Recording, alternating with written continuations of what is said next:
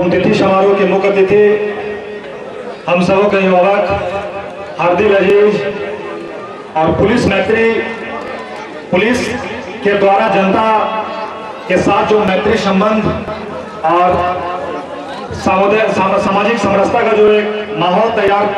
यहाँ पर जिले में हो रहा है, उसके प्रतीक मेरे अभिभावक श्रद्धेय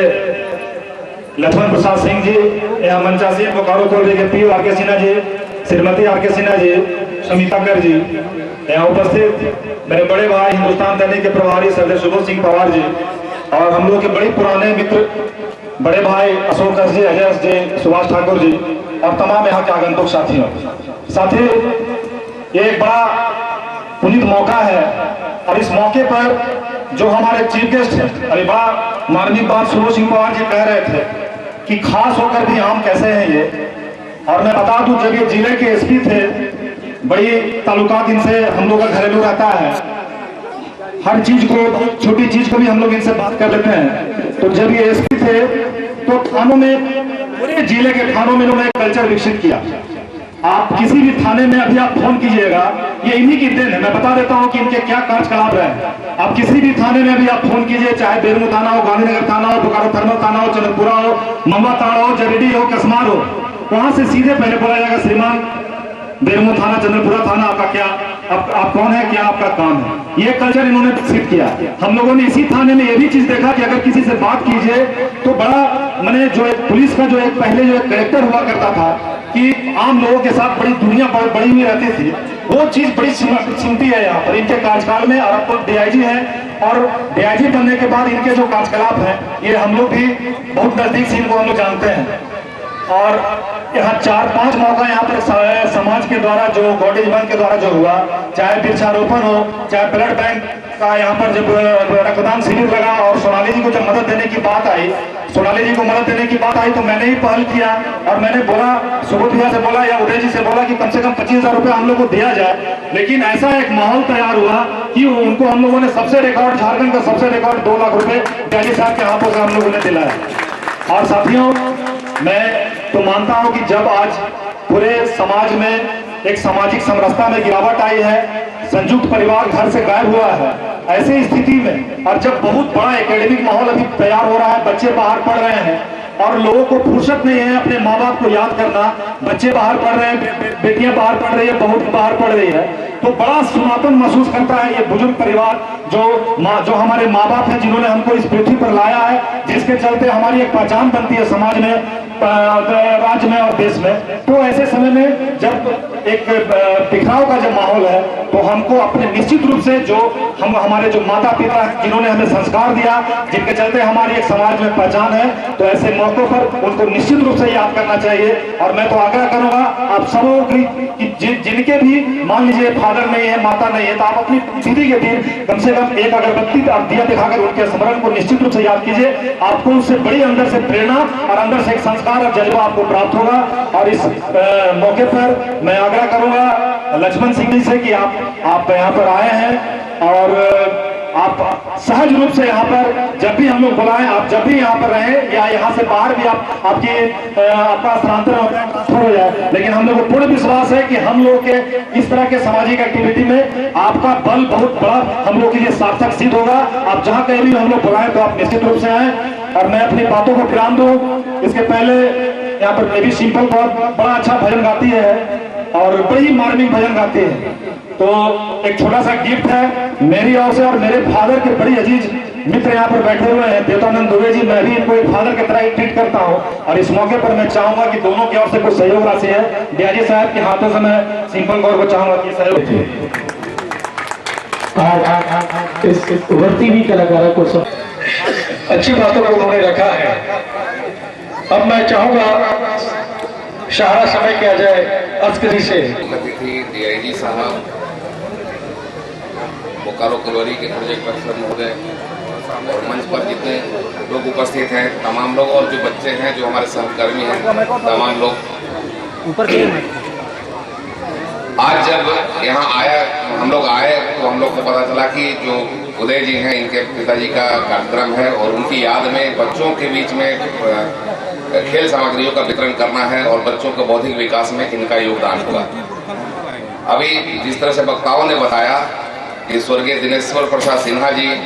का यहाँ काफ़ी सामाजिक सरोकार रहा था, बच्चों को काफ़ी प्यार करते थे और जिस तरीके से सामाजिक रिश्ता था, जो ये भीड़ नजर आती है, इससे साबित होता है कि जरूर दिनेश्वर प्रसाद सिन्हा जी आज तो हमारे बीच नहीं है, लेकिन उनके सामाजिक सरोकार रहे थे और आम लोगों का जुड़ाव था। और यही वजह है कि आज ये भीड़ बता रही है कि दिनेश्वर प्रसाद सिन्हा जी यहाँ पर काफ़ी लोगों के बीच में काफ़ी लोकप्रिय हुआ करते थे। मुझसे तो मिलने का सौभाग्य नहीं मिला, लेकिन मैं आज इस अवसर पर उन्हें अपनी श्रद्धांजलि देता हूं और दिनेश्वर प्रसाद सिंह जी की याद में जो उनके पुत्र या परिवार के लोगों ने जिस तरह से अपना बीड़ा उठाया है और आगे बढ़ने का जो प्रण लिया है, मैं उसमें हमेशा ये भरोसा दूंगा कि आपके इस बीड़ा में मेरा भी योगदान रहेगा, मैं आपके साथ रहूंगा। बहुत बहुत धन्यवाद, आपने यह अवसर दिया। धन्यवाद अजय जी। हम चाहेंगे कि अब घर घर में आपके समाचारों को हम लोग देखते हैं। ईटीवी बिहार के ज्ञानेंद्र जयपुरिया जी से कि आप आए और इस कड़ी में कम शब्दों में अपनी बातों को इस जनमानस के बीच रखें। डीआईजी साहब और पीओ साहब, मैं तो इतना ही कहूँगा कि जो स्वर्गीय दिनेश्वर प्रसाद सिन्हा की पुण्यतिथि मनाई जा रही है, हम लोग को आमंत्रित किया गया है। हम लोग हमेशा इसके सहयोग करते रहेंगे और जो भी कार्यक्रम होगा ईटीवी हमेशा इनका सहयोग करते रहेगा। धन्यवाद। इस क्षेत्र में विकास करने की एक नई पहल। इस श्रद्धांजलि सभा में आए हुए हमारे मुख्य अतिथि डीआईजी लक्ष्मण प्रताप सिंह जी, मंच पे बैठे हमारे बोकारो नगर के पीओ सिन्हा साहब की पत्नी और पूरे बोकारो जिला के मीडिया के साथियों और इस संडे बाजार के बुद्धिजीवी नौजवान दोस्तों, छोटे छोटे बच्चों,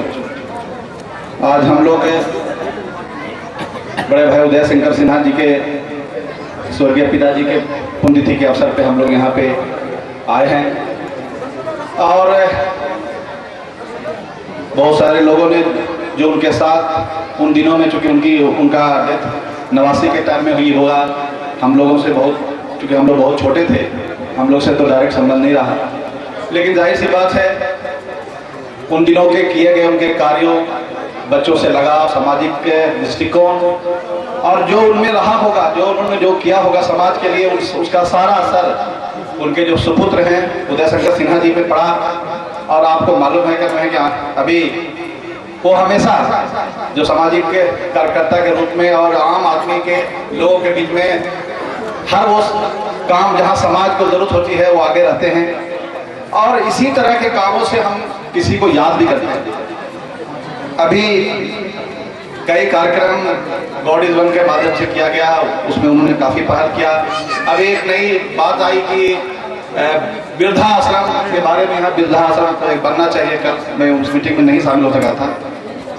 एक ऐसी चीज़ जिसकी आज के डेट में, आज के माहौल में बहुत ही ज़्यादा ज़रूरत हो गई है। खास तौर से हम लोग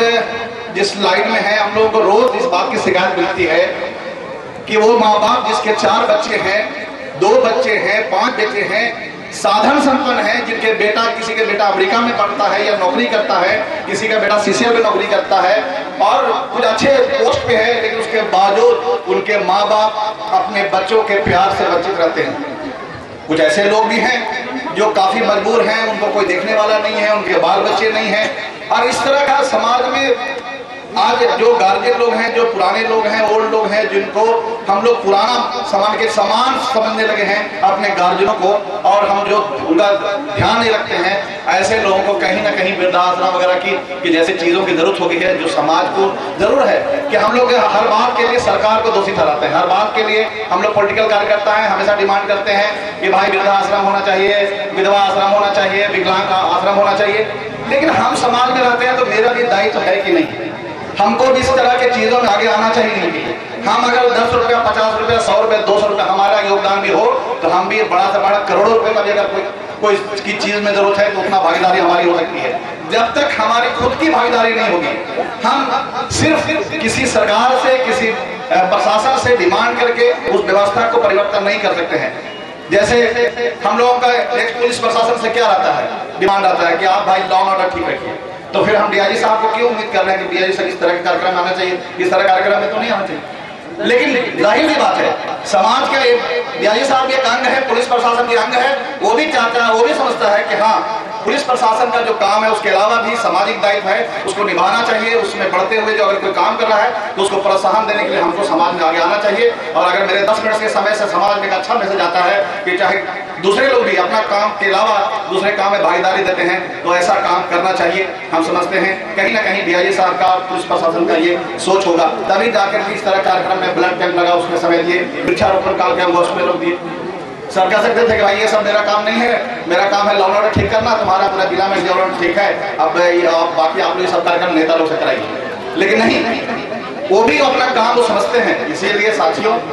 समाज को हमेशा खुद भी देने की कोशिश करनी चाहिए। हाँ ठीक बात है, हम लोग एक सरकार की व्यवस्था के अंग है, हम सरकार से, प्रशासन से अलग अलग चीजों के लिए डिमांड कर सकते हैं क्योंकि सरकार का वो दायित्व है, लेकिन हमको भी बढ़ चढ़ करके आगे आना चाहिए और तभी जाकर के समाज में बदलाव और परिवर्तन की बात हम कर सकते हैं। और इन्हीं चंद बातों के साथ कि हम सभी मिलकर के समाज के हर एक वो पहलू, हर एक वो जो लोग जो अपने आप को कहीं ना कहीं कटा महसूस करते हैं, और खास तौर से मैं बहुत ज़्यादा लंबा चर्चा नहीं करना चाहता हूँ, मैं उन नौजवानों को जो आज के दिनों में अपने माँ बाप को, अपने गार्जियनों को कम से कम बूढ़ा समझ के, समान समझ करके जो आप उनको दरकिनार करते हैं, मेहरबानी करके वो आप अगर उस समाज में खड़े हैं तो वो उनकी देन है, इसलिए आप उनको पुराना समाज समझ करके उनको उस तरह का ट्रीट ना करें, ताकि वो भी कहीं ना कहीं महसूस करें कि हम भी इस उम्र में भी आम आदमी, हम खास हैं, हमारा समाज ध्यान रखता है। और जाहिर सी बात है, ठीक है कुछ लोग ऐसे हैं जिनको कोई देखने वाला नहीं है, उन लोगों के लिए वृद्धाश्रम की जरूरत है, तो हम लोगों को जरूर उसमें बढ़ चढ़ के हिस्सा लेना चाहिए। मैं पुनः सभी यहाँ आयोजनकर्ता को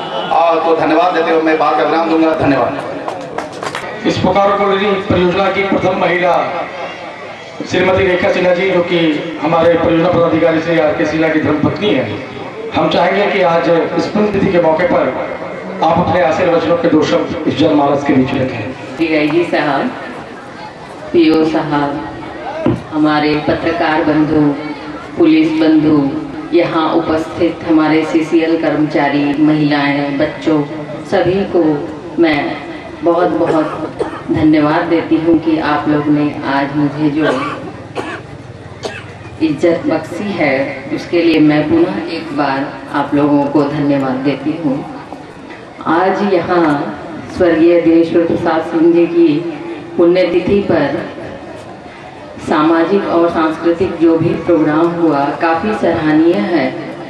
और उम्मीद करती हूँ कि इसी तरह के सराहनीय कार्यक्रम इस क्षेत्र में होते रहें और क्षेत्र काफ़ी विकसित होता रहे, यही मेरी उम्मीद है। और अभी आज एक वेबसाइट भी लॉन्च हुई है, गॉड इज़ वन के नाम से, ईश्वर सर्वत्र एक हैं। इस पर बेरमो क्षेत्र की सारी जानकारियाँ उपलब्ध होती रहेंगी, ऐसी उम्मीद है मुझे। काफ़ी सराहनीय काम हुआ है। और जो अभी ओल्ड एज होम खोलने की बात हो रही थी,